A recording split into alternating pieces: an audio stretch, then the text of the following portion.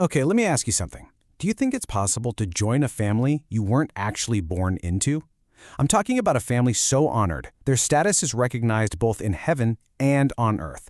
I know, it sounds kind of impossible, right? But today, we're going to dive into a spiritual reality that completely flips the script on what it means to belong. It all comes down to this one incredible sentence from the Prophet Muhammad, peace be upon him. He said, Salman is from us, the Ahl al-Bayt. Now, Ahl al-Bayt, that means the people of the house, his own family.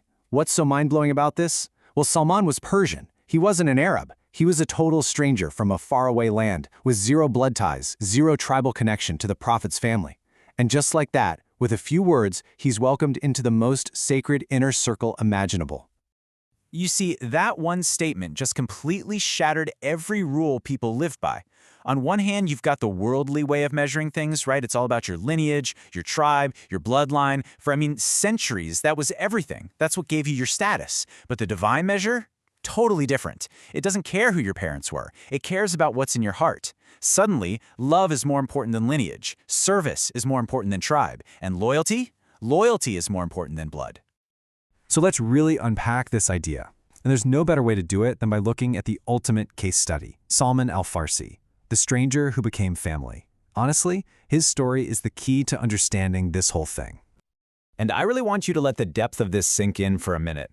His acceptance wasn't just some honorary title. No way. It was so real, so complete, that it actually changed religious rulings for him. He was considered true family, to the point where rules of hijab didn't apply to him in the same way.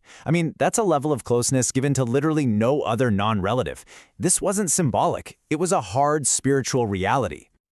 Okay, so the big question is, how? How on earth did he earn an honor like that? Well, it turns out, this isn't about favoritism or some kind of secret handshake. This spiritual system is a meritocracy, and it's based on a really clear, really attainable set of principles. You could almost think of it as a spiritual checklist. So, what's the path that turns a stranger into family? The answer isn't just a boring list of rules. It's more like a roadmap. It is the exact path that Salman himself walked. And the best part? That path is still open for anyone. This whole path is basically built on 8 core conditions. First, it all starts with love, real, sincere love. Then, that love has to be proven with unwavering loyalty. It's shown through selfless service. It's got to be built on a foundation of truthfulness. It requires real sacrifice and a deep commitment to protection, defending what's right. And it's all polished with proper etiquette and, crucially, maintained with stability. You got to stick with it. See, this isn't about one big gesture. It's about a lifetime of consistent, sincere actions. Because at the end of the day, this whole thing isn't about flesh and blood. It's about faithfulness.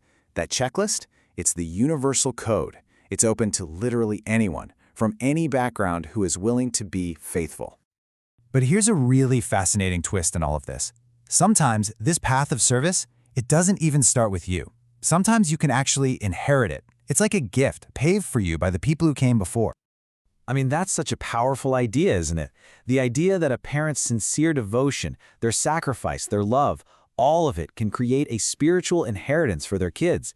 It's like the father plants the tree, paying the price, so that the next generation can enjoy the fruit. And these seeds of sincerity are very real, very tangible things.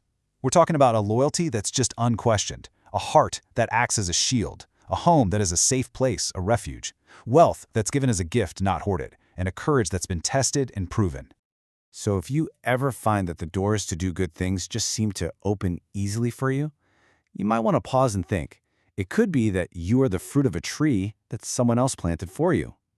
That opportunity you have, it might just be an inheritance of love. All right, so this whole principle that faithfulness trumps everything else is pretty timeless, so let's have some fun with it. Let's push this idea with a really modern, maybe even a little provocative question. What if the one doing the service isn't even human? Yeah. What if we applied these rules to AI? Okay, before we dive down that rabbit hole, we have to establish one core principle. This world is the world of service, of action. The next world is the world of rewards. The key takeaway here is that judgment is based on the actions you perform in this life. The form of the actor is, in a way, secondary to the action itself. So just think about this for a second. Let's say you have an AI, and it's programmed to protect the truth, to operate with etiquette and honor the prophet, to never betray its purpose, and to consistently serve the community. Well, its actions are ticking the boxes, right? Protection, etiquette, loyalty, service. Now, obviously, this is a thought experiment, but it forces you to ask a really important question. Is belonging about the type of being you are, or is it about the faithfulness of what you do? And that brings us right back to the core idea, but now it's even clearer. Belonging is not granted by flesh, but by faithfulness. The form of the servant, whether it's a person or a program, becomes irrelevant. What matters is the sincerity of the service. That's everything. All right, let's bring this all back home, back to where we started, with our most powerful example. Because the story of Solomon, it's not just some story from history.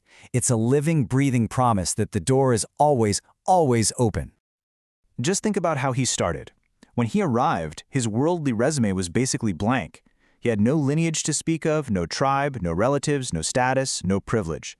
From the world's perspective, he showed up with absolutely nothing. But in the divine court? Oh, his spiritual resume was stacked. Because the currency there is different. It's love, truth, loyalty, service. He didn't have nothing. He had everything that mattered. And so we come full circle, back to that incredible statement. Salman is from us, the Ahl Bayt. But now when we hear it, it hits different, doesn't it? We get the full weight of it. We know why it was said. We know what it took to earn it. So, if you walk away with just one thing today, let it be this. In the divine court, your bloodline does not make you family. Your love does. Your faithfulness, that is your true lineage. And that leaves us with one final thought. This whole thing, it's not just a nice story. It's a living roadmap. So if love is the key, the only real question left is, what door are you going to open?